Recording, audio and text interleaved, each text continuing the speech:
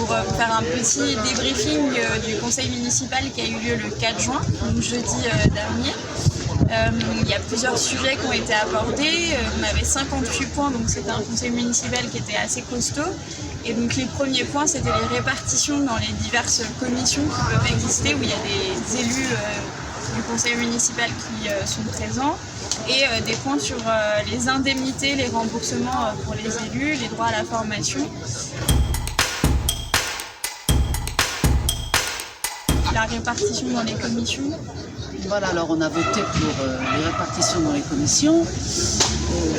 Alors les commissions, c'est un moment de travail normalement qui a à voir avec l'ordre du jour du conseil municipal. Le problème, c'est que l'ordre du jour du conseil municipal, on l'a 5 jours avant. Et les commissions, on pense qu'elles se réunissent genre 3 jours avant. Donc tout ça est très très serré. On trouve que c'est trop serré. Là, on fonctionne sur le règlement intérieur de la dernière mandature, qui voulait que ça se passe comme ça, et on espère que ça changera dans la prochaine mandature, parce qu'on ne voit pas bien le temps qu'on aura pour travailler. On a un petit peu de mal à voir quel temps on aura. Et sur la répartition dans les commissions, c'était aussi assez opaque. Comment est-ce que sont répartis les élus dans les diverses commissions. Opaque aussi parce que nous, on ne connaît pas forcément tous les élus. On ne sait pas par exemple quel est leur emploi, dans quelle association ils peuvent être engagés. Et donc nous, ce qu'on a essayé de montrer, c'est que du coup, quand on ne se connaît pas et qu'il y a une répartition, qu'on doit voter sur des gens comme ça, il y a un potentiel risque de conflit d'intérêts. Un exemple, quelqu'un qui se retrouve dans une commission où il va devoir gérer des subventions d'associations ou se prononcer sur des subventions d'associations, si lui-même est engagé dans plusieurs associations, ça peut créer des conflits d'intérêts et c'est pas bénéfique pour les Alfortvillais et les Alfortvillaises. Donc c'est ça un peu qu'on a essayé de montrer pendant le conseil municipal. On n'a pas eu tellement de réponses sur ce sujet-là, donc on essaye de... Association d'ailleurs ou emploi? Emploi complètement. Ça ne concerne pas uniquement les associations, ils peuvent aussi concerner des emplois. Parce qu'en général, les associations, il y a très souvent peu de risques. Pour toutes les petites associations et tout ça, de réels conflits d'intérêts. Mais en revanche, il peut y en avoir avec les emplois que les gens ont dans des professions qu'ils peuvent avoir dans leur vie hors vie du conseil municipal. De façon générale, la question de se présenter, ça reste important pour pouvoir travailler ensemble, après de se connaître, de savoir qui fait quoi et de savoir à qui on va demander une question un petit peu plus pointue sur un sujet ou sur un autre.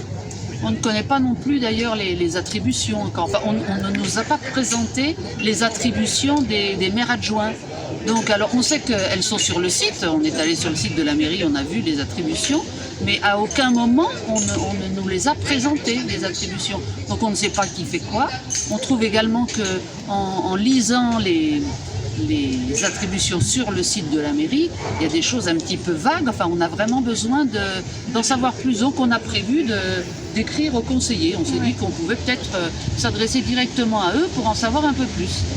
Ouais, l'idée, c'est en plus, on nous a à plusieurs reprises dit qu'on nous tendait la main et que c'était pas forcément nous qui tendions la main en retour. Donc là, on va tendre la main justement aux autres conseillers municipaux dans l'idée de proposer un rendez-vous en fait à chaque conseiller qui a une délégation ou à chaque maire adjoint pour pouvoir présenter les projets que nous on aurait souhaité mettre en place, voilà, faire des propositions en lien avec le programme qu'on a rédigé avec les membres de Alfortville par nous-mêmes.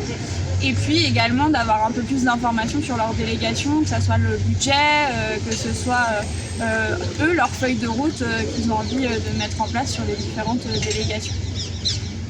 Alors, la raison, c'est pas uniquement de les convaincre que notre programme était bien, c'est fini, mais en revanche, il y a pas mal de points qui étaient dans notre programme et qui sont tout à fait compatibles avec le programme de la majorité. Et en fait, c'est ça qui est important, d'arriver à faire avancer les choses sur la ville, en combinant les autres et en offrant nos forces, si elles ne sont en nombre, en tout cas en intention, pour essayer de porter ces projets-là.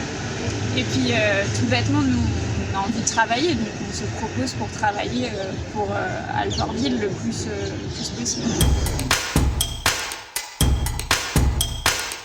l'amusement du dernier conseil municipal, c'était cette question d'indemnité en fait, qui était versée auparavant à l'ensemble des conseillers municipaux, qu'ils soient délégués ou qu'ils soient juste simples conseillers municipaux, et qui ne l'est plus, non. En fait, on s'est un petit peu inquiété, c'est étrange, c'est pas très important en soi, la somme, elle n'était pas très grande, c'était aux alentours de 200 €, et nous, on avait prévu de les mettre en commun pour notre fonctionnement, pour le fonctionnement de notre travail autour du conseil municipal. Mais et symboliquement, par nous-mêmes, du coup. et puis du coup par nous-mêmes aussi.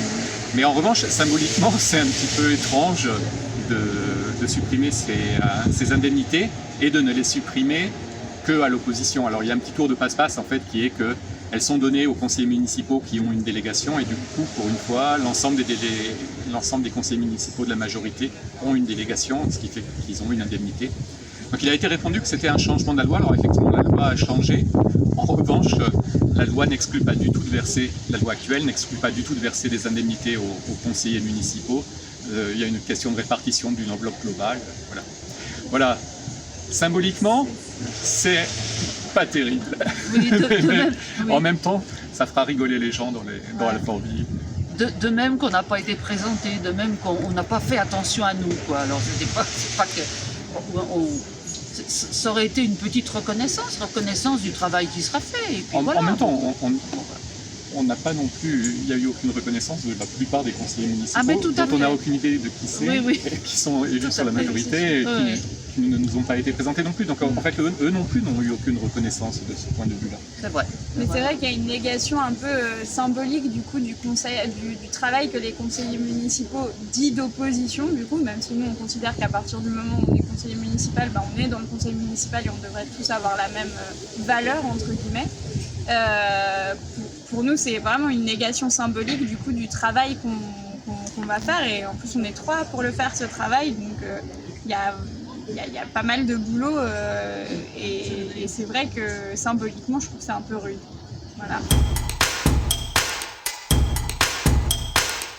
On a eu quand même une petite victoire qu'on trouvait pour le coup symbolique mais qui était importante.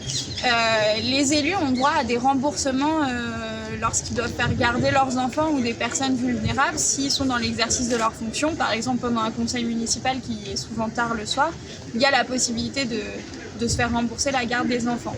Et donc ce remboursement, normalement, il était au maximum au SMIC. Et donc ce qu'on a proposé pendant le conseil municipal, c'est de revaloriser ce remboursement pour permettre de payer un peu plus les personnes qui gardent les enfants ou les personnes vulnérables. Souvent, en plus, les personnes qui gardent les enfants ou les personnes handicapées, les personnes âgées, c'est elles-mêmes des personnes qui sont en précaires, soit des étudiants, soit des personnes qui font des compléments d'emploi ou alors qui n'ont pas forcément des emplois très stables, et on trouvait important de valoriser en fait le travail de ces premiers de corvée, et de dire que c'était un travail important et que la municipalité elle pouvait s'engager pour le valoriser, même si c'est symbolique, de mettre à 1,5 SMIC. Et là, tout le monde a voté pour. Sauf La République En Marche, voilà, ce qui est assez significatif.